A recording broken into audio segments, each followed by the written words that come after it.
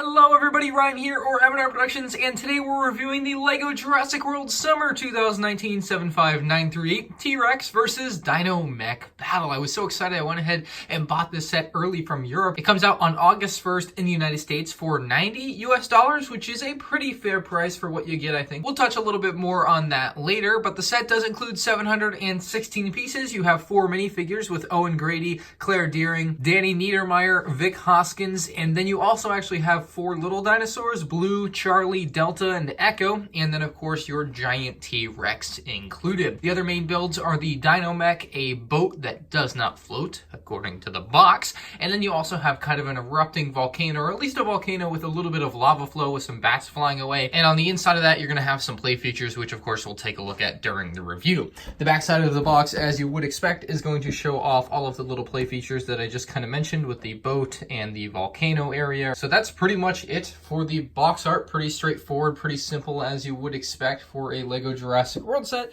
The instruction manuals in this set are quite normal, except for the fact that the first book, not really the second book, but the first book does have quite a few errors that I spotted while building, and that's something to watch out for. Always let me know if you guys find some. But the first one I have marked here, it shows on step 10 that you're adding this curved piece. It does not get added there. It in fact gets added on step 11, where you actually add the piece, but it's still shown that you need it on that step there. Very interesting mistake. Then on both steps 31 and I believe 34, you're going to see the same exact error where it says you only need 1 of these pieces, but you actually need 2 of them to complete that step to add those on. And you might say, well, hey, it says 2 times there, but only 1 times there, and you just get that twice because you realize that. Yes, that does make sense. And here's where I'm kind of like, yeah, but no. So it says you need 1 of them here, and you only make 1 of them. So you should need 2 of them there when you make 2 of them, right? And 1 when you need 1. And the other thing is the precedent has been set that you do have to say 2 times, because here we are again on this step here where you make 2 of these. So shouldn't it only say you need 1 of each piece? No, you need 2 of each piece for this whole step. So that's my point. Another error in the instruction manuals. LEGO, get your crap together. So many errors in these instruction manuals I've been noticing lately. Maybe it's because I've been building more LEGO sets. Our first minifigure up is Owen Grady, who looks very nice. He's got an incredible face print with a very nice smirk. The torso print is nice, bar the skin coloring that they've added looks very washed. Once again, it doesn't really match the flesh tone of the face or the hands, which is a bit of a shame. His jeans have some nice bit of detailing as well, with kind of a belt and some other straps on there. The back print is standard, just kind of folds in the clothing, and then removing the hairpiece will actually find his second facial expression, which is maybe my favorite Owen Grady facial expression ever out of all the Jurassic World sets. So that one is just the funniest thing to me. So love it. Great figure. Claire Dearing takes the stand next. She's wearing an olive green shirt there. Very, very good look for her. Kind of the feminine LEGO torso print there with the curves. She's got a very nice belt, which unfortunately doesn't really continue onto the waist print. There is no printing on the legs at all, just kind of a regular dark brown. The back side of the print looks very nice and continuous from what we see on the front side. Same issue with the torso print here, though, as far as the coloring of the flesh. It looks more white than tan. She does have 2 faces, so removing her hairpiece reveals a much more scared face, which I understand, you know, dinosaurs are scary, so it kind of makes sense. So the faces work nicely. Great figure. Danny Nedermeyer has to be my favorite figure in this set. He's got awesome dual molded arms. I don't even know what color his torso is. Like, I don't know what that color is called in LEGO. Maybe like a peachish orange. Like, but it looks so good. And they obviously gave him the floral print that he has in the movie, which just looks odd. It kind of looks like a Hawaiian shirt, you know, that kind of style with the white pants. Just an amazing figure, and I love it. He has 2 faces, as you would expect. There's his much more scared face. Once again, dinosaurs are scary, so it makes sense. And there we go. Love this figure. Absolutely the best in the set for me. Vic Hoskins is the final figure we have to take a look at, and he looks pretty dang evil. LEGO did a good job of making sure he looked evil. Anyway, his torso print is very good looking. Again, same issue though, unless that's supposed to be a white undershirt that he's wearing, which does look like it perhaps may be the case, but yeah, another issue with that. The back print has all the straps and everything, folds in the clothing as you would expect, and removing his hairpiece, we're going to see his second face on the backside, which just kind of has a nice little smirk, so no complaints about that. Great figure selection in this set though. 4 figures that are all very nice. You can't go wrong with that at all. And real quick before we move on to the rest of the set, here's our 4 dinosaurs, Blue, Charlie, Delta, and Echo, completely out of order there, but very nice looking as you would expect, all the same mold with just slightly different prints. We'll start off here with the boat, front and center. The boat is a pretty simple design. It does say it doesn't float, and you know what? I believe them. There's going to be a lot of holes in this one, and it's going to sink very fast if you drop it in the pool or your sink, your bathtub, or whatever. It does have a couple of yellow stud shooters on the front, which I find interesting. You have the Jurassic World, or Jurassic Park logo, rather, there on the front, which looks very cool with the dinosaur bones. A very nice design in general. They've done a great job getting the shaping of this right for like a raft-type boat with its floats. Kind of looks rubbery, even though it's obviously plastic, which is nice. My favorite section of this thing is not the walkie-talkie or the box here with more yellow studs. Of course, that's awesome. You get more yellow studs. No, not really.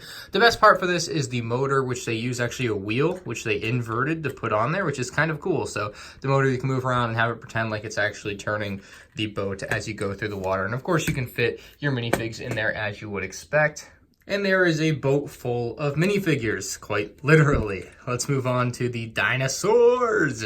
Both dinosaurs are actually pretty similarly sized. I was very happy to see that. I was worried that the Lego molded one would be significantly smaller than the actual brick-built one, but they've actually done a good job getting them to be a pretty similar size. I love that the mech is slightly bigger, which basically is saying that the humans can build better stuff, which I think is kind of cool. But the mech itself has a really fun and unique color scheme with kind of a lime green and dark maroon red color scheme, which is just not a color combo you see all too often in Lego, at least. Its tail is very nice, uses kind of those Nexo Knight shield pieces to get some shaping on there with stickers, as you kind of see throughout. You can see they use these very nice tile pieces on the side as well, just kind of nice and blocky look to it. You can actually swing the tail side to side thanks to the joints. It doesn't really move up and down other than for the one joint on the back here. It actually uses kind of a Technic-y ski piece here on the back for a little bit of added balance, because otherwise this thing would be falling down all over the place. This is used kind of as like a third leg so that it doesn't fall backwards if you have it leaning back, which is nice. The torso of the dinosaur is a very solid build using Technic to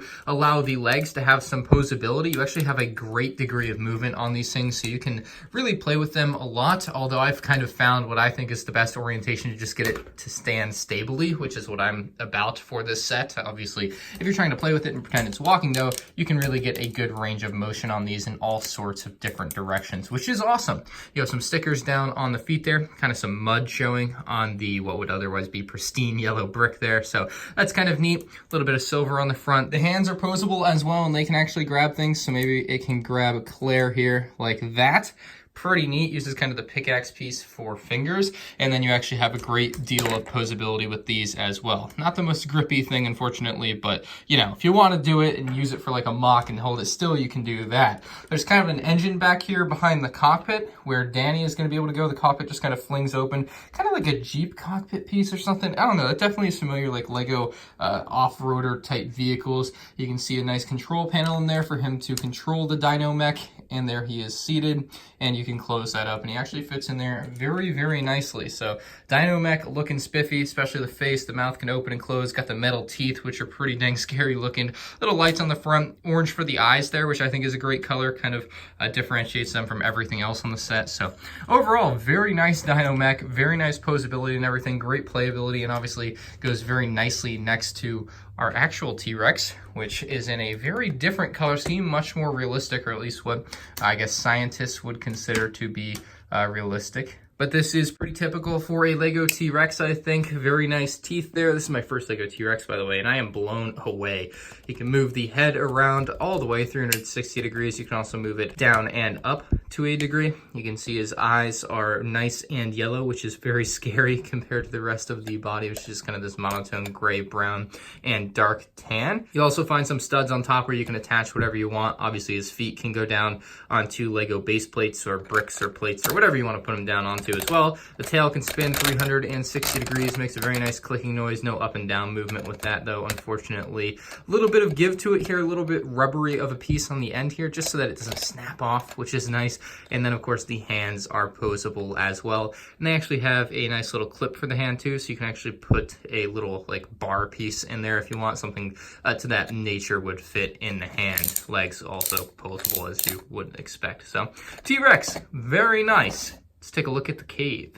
The cave slash volcano slash mountain thing has a beautiful design. They've used a few big ugly rock pieces to craft this, these two giant like half or quarter spear things, and then the one on top. So kind of interesting use of those pieces, but they have a nice lava flow coming out of this, which I think they did a great job with. You have some plants here. It would have kind of been cool if they did some burnt plants here. That would have been a nice little touch. You have the bats on the backside as well as a broken dinosaur egg there. So that's where the baby dinosaurs that you have, I would assume, have come from. So you can have them hanging out around the little island piece or whatever you want to call it here. So you can drop them onto the studs or whatever, or you can just have them sitting around. Anyway, you may have noticed there's a bit of an interior there and you're wondering how to access it. Well, pushing it from behind is an option, but that is actually a little bit tougher than you would expect. I was kind of surprised by that, but if you flip this around, the easiest way to open it up and access what you're gonna find in there is to pull on these little Nexo shield pieces and just pull out, and then everything comes on out towards you. Everything is presented, nice little gold and rubies and diamonds or whatever is gonna be inside this chest here. That's pretty neat. Love that little treasure chest hidden inside, which is a great feature. I really like the way that they built this up to open and close simply with these pieces on the outside. It just works so well. And like I said, closing it will be a breeze. You just grab it by the same Nexo pieces and push in.